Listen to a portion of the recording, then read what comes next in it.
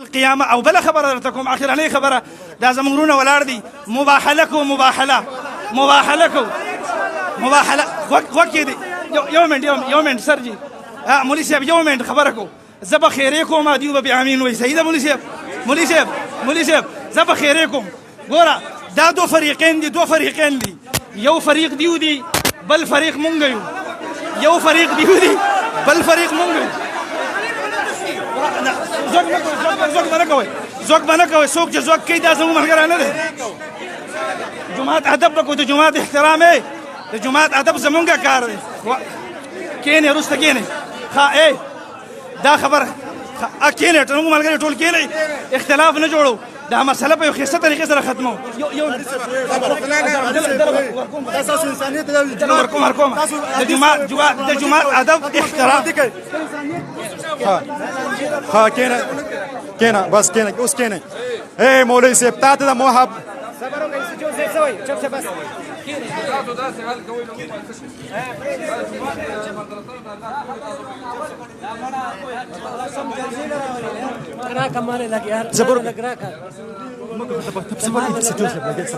يا شيخ سيدرا ولا مناظره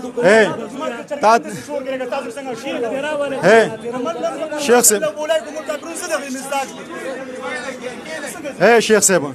تا اختیار چا درکړی د مناظره د ختمولو تا د اختیار چا د مباهله درکړی دی تا د اختیار چا درکړی دی اسی ټوپونه وې ځان د چرګ جوړ کړی دی چرګ په شان ټوپونه وې لګیای تا د اختیار چا درکړی سوال ده بس برن بس ترى السلام علیکم بس د عملګری بس السلام علیکم بس امیر صاحب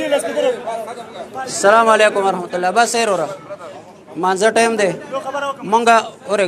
مونږه چې راغلی وروره د ځان د پوه کېدو لپاره راغلي یو دا د کرکټ ګراونډ هم نه دی او دا د پی ټی آی یا د بلې جماعت جلسه هم نه ده اوس داسې کوو د بعضې ملګرو د بعضې ستاسو د طرفه د بعضې مشرانو په رایه باندې چې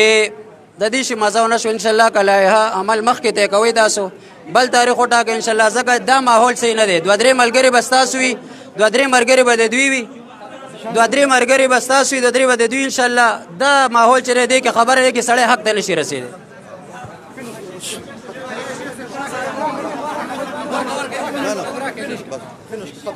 څنګه کوم یو دی خبره وره تاسو ټول خبره یار تاسو لږ خبره وره ټوله یاره داسې ده زما خبره ټول خبره وره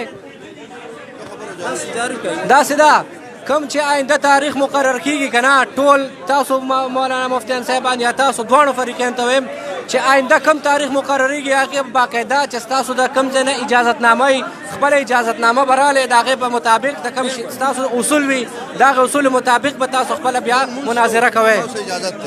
موبایل به بند دی دا والا میک والا بس کار بند بس خبره بند نه دی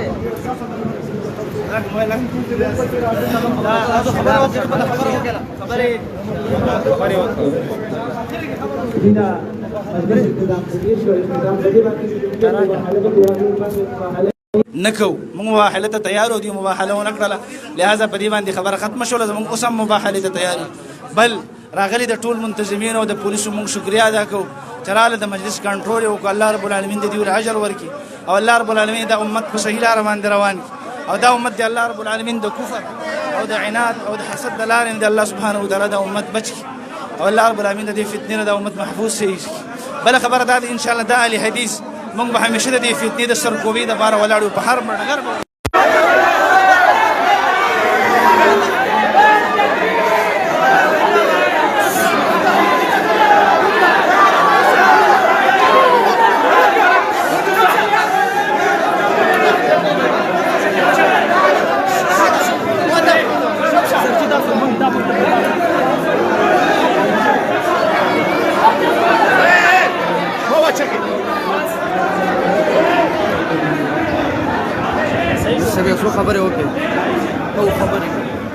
مولوي صاحب یو څو خبرې وکړې چې لاړه مولوي صاحب یو څو خبرې هغه تاسو وکړئ بیا